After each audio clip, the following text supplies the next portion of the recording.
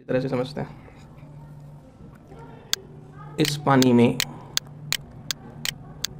2 MaCl negative ion की concentration है, ठीक।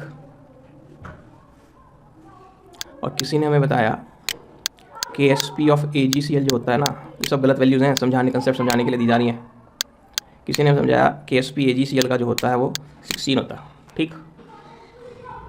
अब मैंने इसमें बाहर से लाके Ag+ डाले, तो जब इसमें Ag+ आ गया तो उसका कुछ लिक्विड सॉल्यूशन होगा सिल्वर नाइट्रेट का, आने से ये सॉल्यूशन डाइल्यूट हो जाएगा, और डाइल्यूट हो गया तो इसकी कंसंट्रेशन 2 ही रहेगी या कुछ कम हो जाएगी।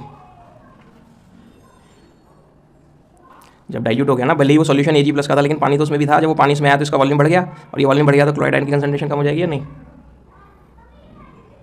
तो मान लें कम होके ये हो गई है 0.2। अब इस टेस्ट ट्यूब में Ag+ आयंस भी है, उनकी भी कुछ कंसंट्रेशन है। तो मान लें इसमें आने के बाद Ag+ की कंसंट्रेशन है 1 मिनट के लिए 2m, कितनी। तो अब AgCl का KSP का एक्सप्रेशन ये होगा ना,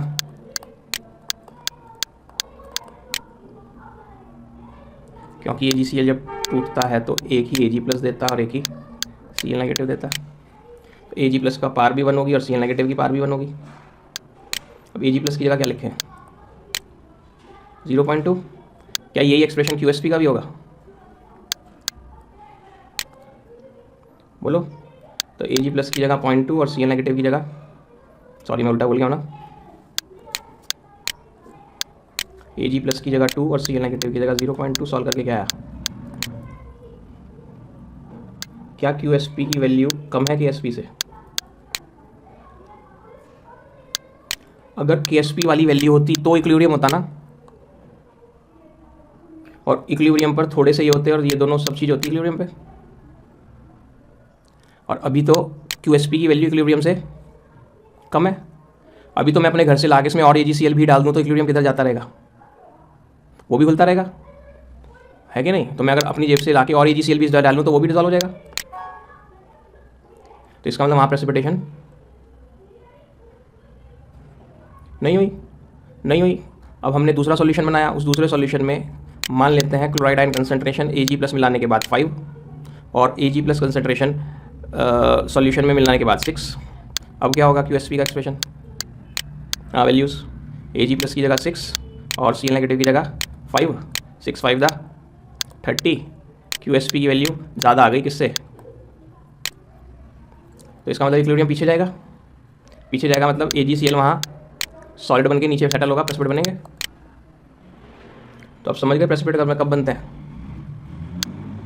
क्या। For precipitation to take place क्या होना चाहिए, बताओ sir. QSP should be greater than KSP। ज़्यादा लिमिटिंग केस हो तो ये मान लेंगे बस, एक बार को बराबर हो गए तो भी AgCl तो वहाँ दिख ही जाएंगे, क्योंकि इक्विलिब्रियम पर भी वहाँ प्रेसिपिटेट तो मिल होंगे या नहीं, क्योंकि इक्विलिब्रियम में तो सब चीज़ें होती है। लेकिन सचमुच में अगर एग्जैक्ट बात करें तो QSP should be greater then, ये तो सिर्फ लिमिटिंग केस के लिए हमने बनाया equal, otherwise QSP should be greater then. और सेकंड पॉइंट क्या आ जाएगा, if QSP is less than KSP, क्या।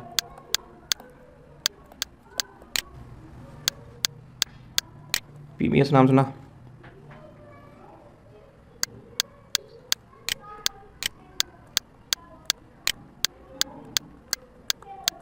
जब ये इक्विलिब्रियम होगा उस वक्त वहाँ बीकर में कौन कौन दिखेंगे, प्रेसिपिटेट्स भी दिखेंगे।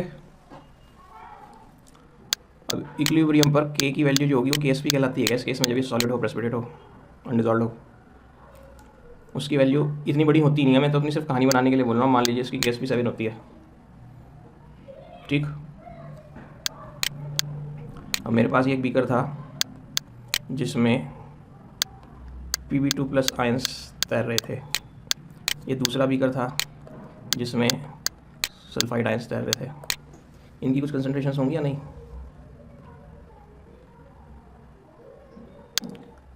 अब मैंने ये सारा इसमें डाल दिया और ये सारा इसमें डाल दिया।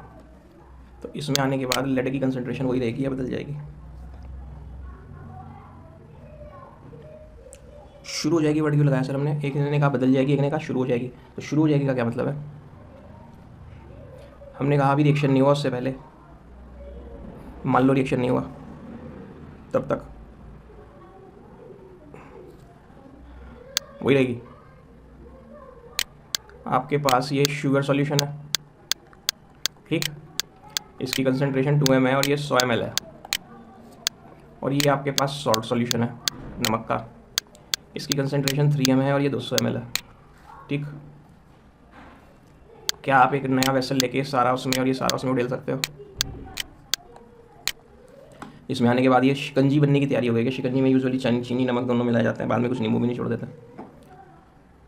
अब आप ये बताओ, ये शुगर सॉल्यूशन जब इसमें आ गया तो अब इसमें शुगर की कंसंट्रेशन 2m ही है क्या? इसमें जब सॉल्ट आ गया तो इसमें सॉल्ट की कंसंट्रेशन 3m है क्या?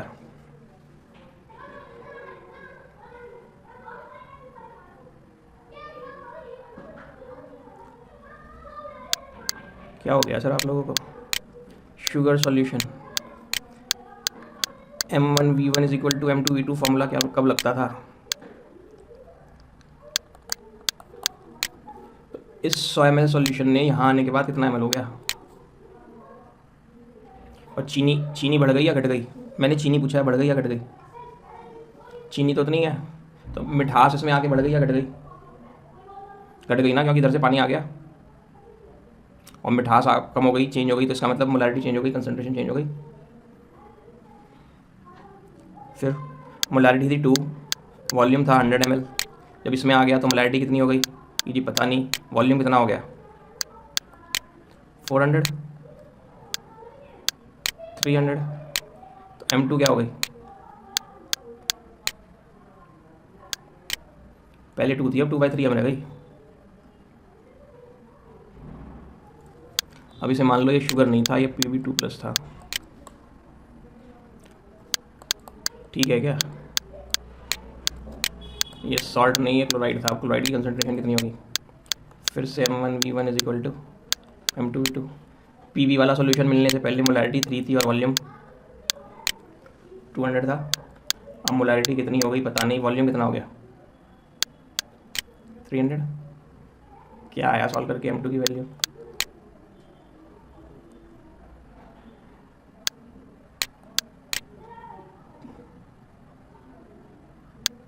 कम हो गई क्या? 3m से 2m और ये 2m से। अब अगर मैं आपसे पूछूं जब इसमें सॉल्यूशन आ गया तो अंदर क्या Pb, सॉरी सर ये चेंज और कर लो, ये सल्फाइड ले लो क्लोराइड की बजाय,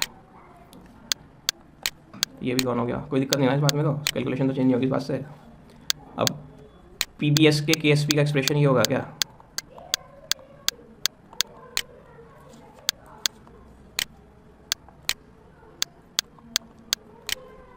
क्योंकि Pb का कोफिशिएंट भी 1 है और सल्फाइड का कोफिशिएंट भी 1 है। अब हमने पूछा है सॉल्यूशन में Pbs के QSP का एक वैल्यू बताओ क्या होगी, तो हम कहेंगे QSP का एक्सप्रेशन भी यही होता है जो KSP का होता है। क्या बताएंगे? 2/3 × 2 यानी 4/3। तो अब ये जो 4/3 आई है KSP की वैल्यू से कम आई, ज़्यादा आई? इसका क्या मतलब हुआ? इसका मतलब इस सॉल्यूशन में अभी इक्विलिब्रियम नहीं आया। इक्विलिब्रियम लाने के लिए क्या करें? आगे जाना पड़ेगा। आगे जाने का क्या मतलब है? अगर हम इसमें और Pbs भी डाल दें तो वो भी डिजॉल्व हो जाएगा, तभी तो आगे जाएगा। और Pbs भी लाके डाल दें तो वो भी डिजॉल्व हो जाएगा, तो इसका मतलब प्रेसिपिटेट होने का तो कोई सवाल ही नहीं। इसका मतलब QSP जब लेस देन KSP हो तो, और यहीं की यहीं मैं अगर बदल दूं कि भैया KSP की वैल्यू मैंने गलती से बता दी थी, KSP की वैल्यू तो 1.3 होती है इसकी, तो आप क्या कहोगे? मेरा QSP तो 1.3, तो मैंने चलो 1.0, तो ये तो 1.33 है, और K क्या होता है? 1, तो इसका मतलब इक्विलिब्रियम से आगे आ गए, पीछे जाएगा तो क्या होगा? वहाँ Pbs डिक्रीज होगा कुछ। अरे ना इंक्रीज होगा ना डिक्रीज होगा, पीबीएस के प्रेसिपिटेट बनेंगे, ये एरो नीचे प्रेसिपिटेट के लिए है। जब इक्विलिब्रियम पीछे जा रहा है तो पीबीएस बनता जा रहा है, नहीं जनता रहा, पीबीएस बनता जा रहा है, यानी सॉलिड पीबीएस बन रहा मीन्स प्रेसिपिटेट बन रहे।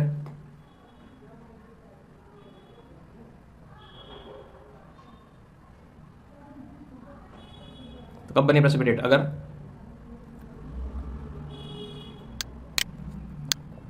कभी भी KSP ज़्यादा आ रहा हो QSP से तो टेक्स प्लेस। केमिस्ट्री नहीं समझ में?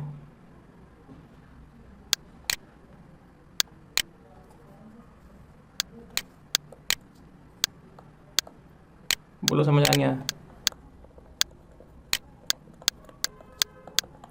10⁻⁻10 लिख लिया। Equal volumes of 2 × 10⁻⁻8 MbAcl2 plus 2 × 10⁻³ Na2SO4 are mixed. Predict whether precipitation will take place or not.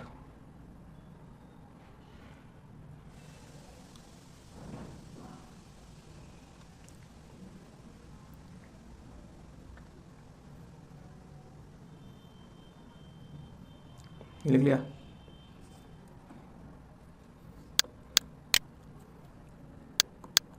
KSP of PbCl2 is 1.7 × 10⁻⁻8.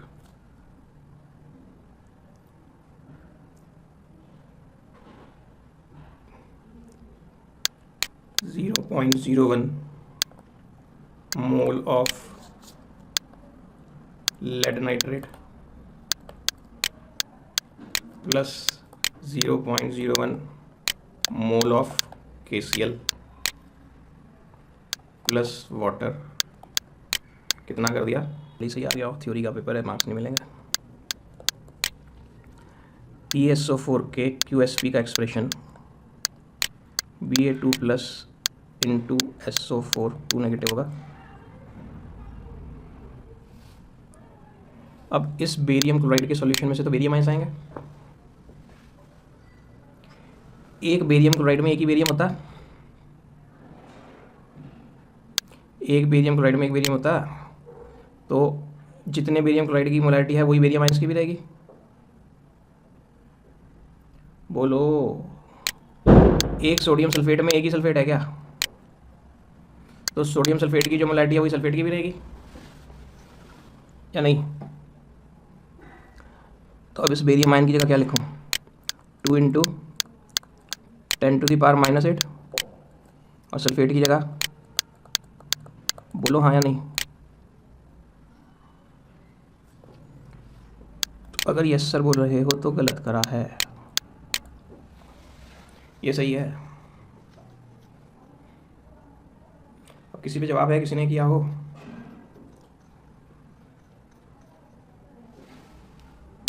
हाँ, क्या हुआ उससे?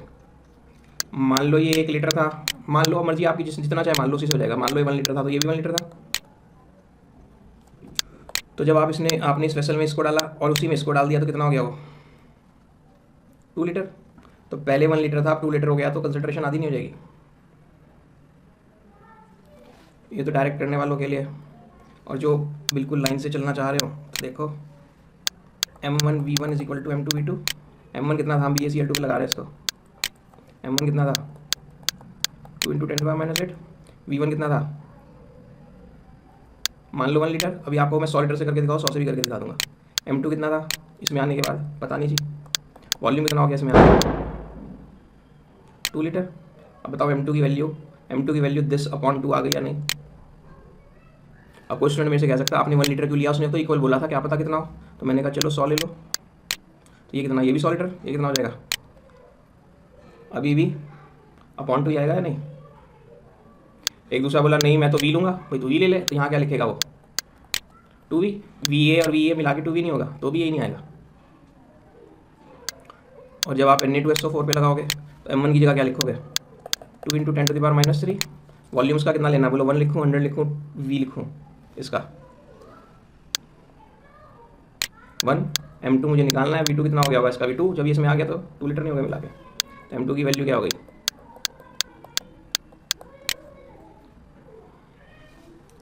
बता, वही तो लिखे थे मैंने। अब और क्या, नहीं तो डायरेक्ट लगा दो 0.2, लेकिन 0.2 तो लगाना जरूरी है। नहीं कटेंगे सर, मेरा बस चले तो मैं कॉपी चेक कर रहा हूँ, तो जिसने 0.2 डायरेक्ट मारा मैं तो उसे आधा नंबर फालतू दे के चलो, अगर मेरा बस चलो।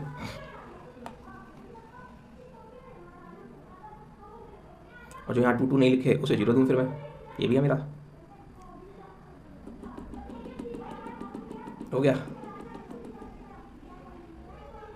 अब अगला देखो, नेक्स्ट करें। हाँ जी बोलो।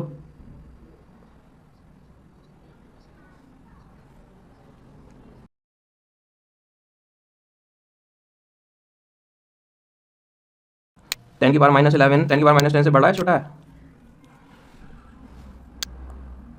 कोई नहीं, ऐसी गलती तो अक्सर हमारे से हो जाती है ये वाली, 10 की पावर में।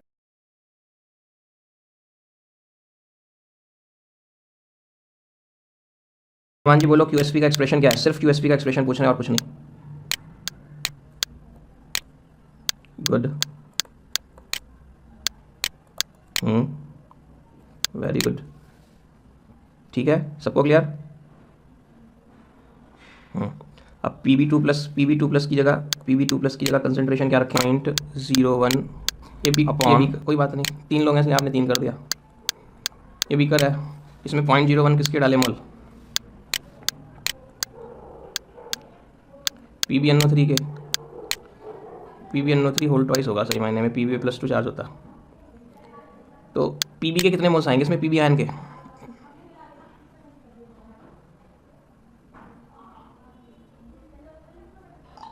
जिसको भी आता हो बोलो। इस बीकर में Pb2+ आयन के कितने मोल डाले? अगर मैंने इसमें 0.01 मोल लेड नाइट्रेट डाला, 0.01 ही तो है एक लेड नाइट्रेट में। कितने लेड हैं? एक, तो 0.01 में 0.01 ही नहीं होंगे। और सॉल्यूशन कितना है? उसने थोड़ी बोला 1 लीटर ये है, 1 लीटर ये है, 1 लीटर। तीनों का वॉल्यूम तीनों मिलाने के बाद 1 लीटर है। तो ये 0.01 मोल्स Pb के किस में पड़े?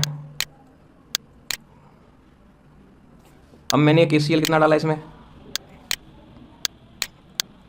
तो इस बीकर में क्लोराइड के कितने मोल्स आए? एक KCl में एक ही K+ होता है, एक ही Cl होता है, एक K+ होता है, एक Cl नेगेटिव होता है। तो 0.01 आए नहीं है। और वॉल्यूम कितना?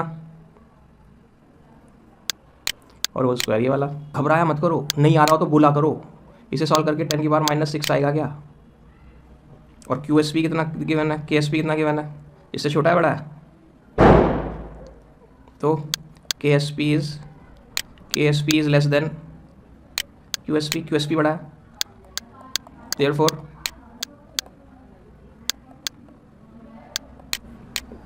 अब थर्ड एप्लीकेशन क्या है? एप्लीकेशन बहुत देर होगी इसलिए एक बार लिख देते हैं। थर्ड एप्लीकेशन क्या है? Purification of common salt. अगर मेरे पास NaCl का एक्वस सॉल्यूशन है,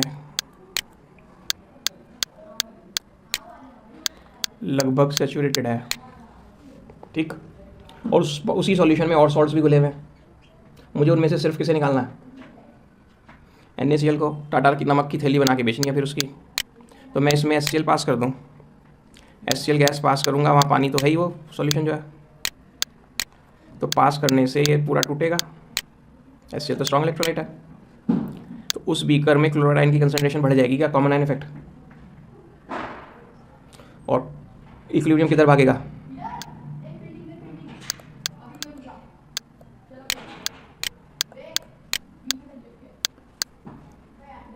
equilibrium shifts in backward direction. क्या हुआ देयरफॉर? इसको कहते हैं salting out takes place. NaCl उसमें नीचे बैठने लगेगा ना, पीछे जाके प्रेसिपिटेट करने लगेगा। खाली कौन बैठेगा? NaCl, बाकी जो सॉल्ट्स हैं वो डिजॉल्व ही रह जाएंगे। बोलो, सेपोनिफिकेशन बड़ा था।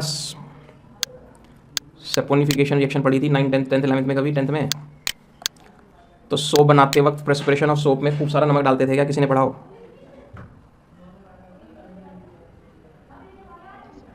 डालते थे बहुत सारा सोप। क्यों डालते थे? वहाँ सोप ये होता है RCONA, वो बन गया होता है लेकिन प्रेसिपिटेट नहीं कर रहा होता, डिजॉल्व स्टेट में पड़ा होता है RCONA प्लस। तो हम बाहर से खूब सारा NaCl डाल देते हैं। खूब सारा NaCl डालते क्या होता है, वो तो पूरा डिसोसिएट हो जाता है, कॉमन आयन इफेक्ट हो जाता है, इक्विलिब्रियम पीछे जाता है, और इक्विलिब्रियम जाने से पीछे क्या होता है, ये प्रेसिपिटेट कर जाएगा सोप या नहीं। तो इसलिए सोप की मैन्युफैक्चरिंग के दौरान उसमें खूब सारा नमक डालना पड़ता है। बताइए।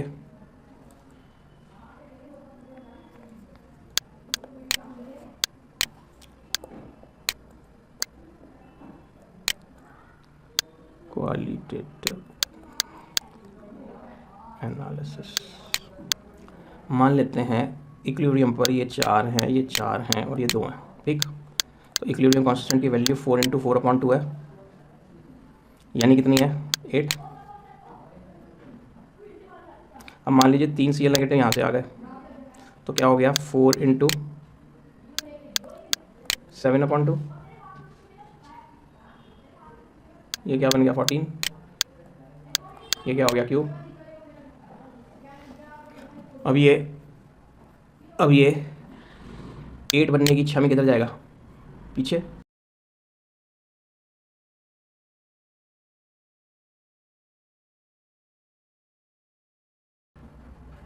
अब 2 से ज़्यादा होंगे तो क्या होगा,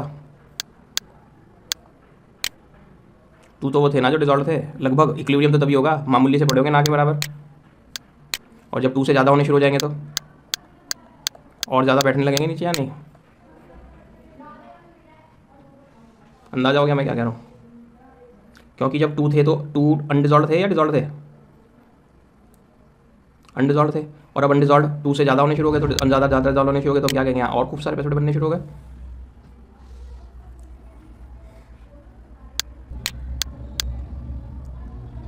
जब ब्यूरेट पेपेट से कुछ किया था, बोलो भाई।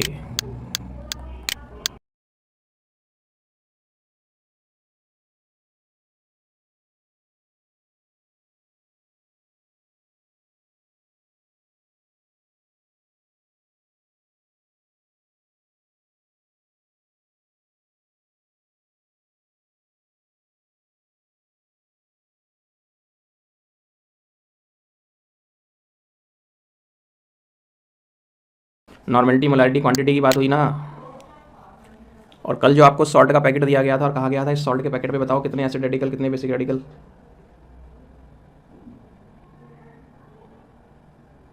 हाँ, कौन से एसिड कौन से बेसिक, तो इसका मतलब क्या था, समझ गए। तो लैब में आप गए नहीं, इसलिए दुर्घटना ज़्यादा हो रही है। बेसिक रेडिकल्स का लैब में टेस्ट करते हैं, तो लैब में सॉल्ट एनालिसिस कहलाता है वो, क्वालिटेटिव एनालिसिस, सॉल्ट एनालिसिस या इनऑर्गेनिक सॉल्ट एनालिसिस, इनऑर्गेनिक। तो उसमें जो बेसिक रेडिकल्स है, बेसिक रेडिकल्स जितने भी हैं उनका ग्रुप बना रखे हैं, 0 ग्रुप, फर्स्ट ग्रुप। तो कुछ बेसिक रेडिकल्स 0 ग्रुप में डाले हुए हैं, कुछ ग्रुप फर्स्ट ग्रुप में डाले हुए हैं, कुछ सेकंड ग्रुप में डाले हुए हैं। और ये जो फर्स्ट ग्रुप 0 ग्रुप है ना, ये पीरियोडिक टेबल वाले ग्रुप्स नहीं है, ये अलग से ग्रुप्स हैं।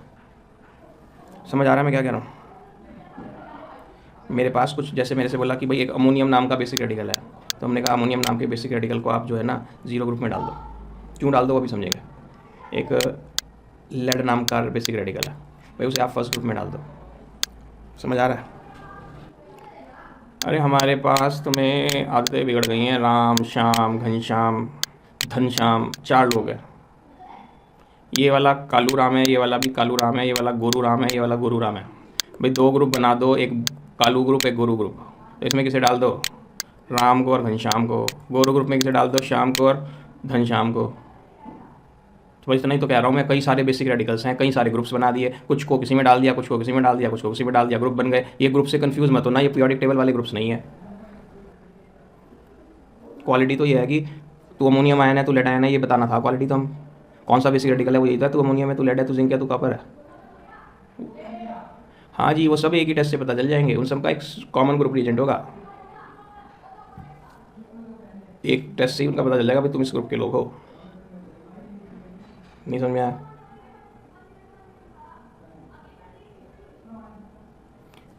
तो अभी तो मैंने समझाया भी नहीं।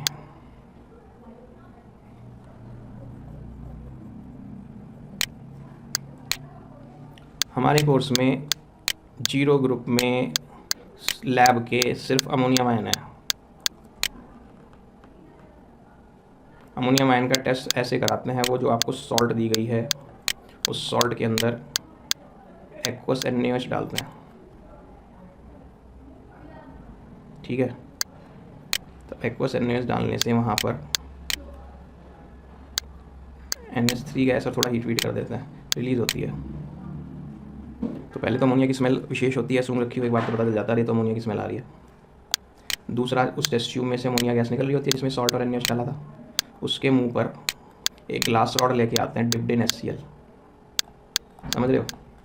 एक ग्लास HCl की बॉटल में ग्लास रॉड डिप करके बाहर निकाला, उसे उसके मुंह पे ले आए, अंदर से अमोनिया की फ्यूम्स आ रही थी, तो वो अमोनिया की फ्यूम्स ग्लास रॉड पे जो HCl लगा था उससे गले मिलती हैं और क्या बनाती हैं, याद है NH4Cl सब्लाइम करता था, वाइट डेंस फ्यूम्स होती थी और इन वाइट डेंस फ्यूम्स को ठंडा कर दो तो सॉलिड NH4Cl बन जाता था।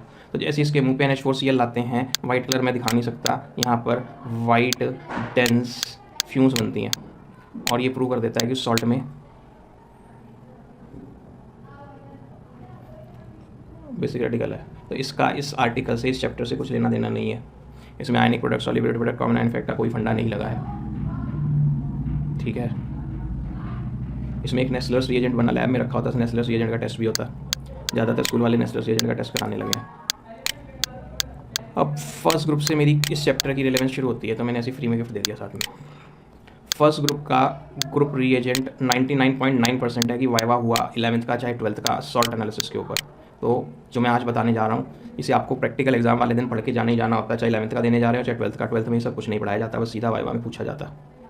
तो ये पेज चौकस रखना है, ये कॉपी चौकस रखनी है, और प्रैक्टिकल एग्जाम में कोई टीचर नहीं बताएगा, स्कूल का कोई प्रैक्टिकल टीचर नहीं बोलेगा, आपने इसे फॉलो करना ही करना। तो इसका ग्रुप रिएजेंट डाइल्यूट HCl है, मतलब फर्स्ट ग्रुप में जो भी बेसिक रेडिकल्स होंगे उनके सॉल्ट सॉल्यूशन में डाइल्यूट HCl डालते ही प्रेसिपिटेट आ जाएंगे, सब में कॉमन बात। Second group, third group, fourth group के अंदर आप डाइल्यूट HCl डालोगे कुछ नहीं होगा, ये मान के चलो। फर्स्ट ग्रुप में डाइल्यूट HCl डालते ही प्रेसिपिटेट आ जाएंगे। तो फर्स्ट ग्रुप में क्या कॉमन बात हुई कि all of them form precipitates with, तो इसलिए HCl को क्या कह दिया कि फर्स्ट ग्रुप का क्या है। तो जो प्रेसिपिटेट्स बनते हैं वो किसके बनते हैं, प्रेसिपिटेट्स किसके बनेंगे, क्लोराइड्स। वाइवा वाला पूछता है फर्स्ट ग्रुप का ग्रुप एजेंट कौन है, डाइल्यूट से, वहाँ प्रेसिपिटेट किसके होते हैं, क्लोराइड्स के। मान लीजिए फर्स्ट ग्रुप में लेड है, तो लेड तो फर्स्ट ग्रुप का, और डाइल्यूट HCl से वो क्या पकड़ेगा, क्लोराइड है, क्या बन जाएंगे PbCl2 के प्रेसिपिटेट्स। मान लो फर्स्ट ग्रुप में एलिफेंट नाम का एक मेटल आयन है, तो एलिफेंट नाम का आयन इसमें से क्लोराइड ही पकड़ेगा क्योंकि प्लस है माइनस है, तो यहाँ क्या बनेगा, एलिफेंट क्लोराइड। अब उसमें एक हॉर्स नाम का आयन है फर्स्ट ग्रुप में, मान लो, तो हॉर्स क्या करेगा, क्लोराइड को पकड़ के हॉर्स क्लोराइड। तो प्रेसिपिटेट्स जो होंगे वो किसके बनेंगे। तो आज यहीं रोकने गाड़ी, क्योंकि भोगी तो पूरी है नहीं।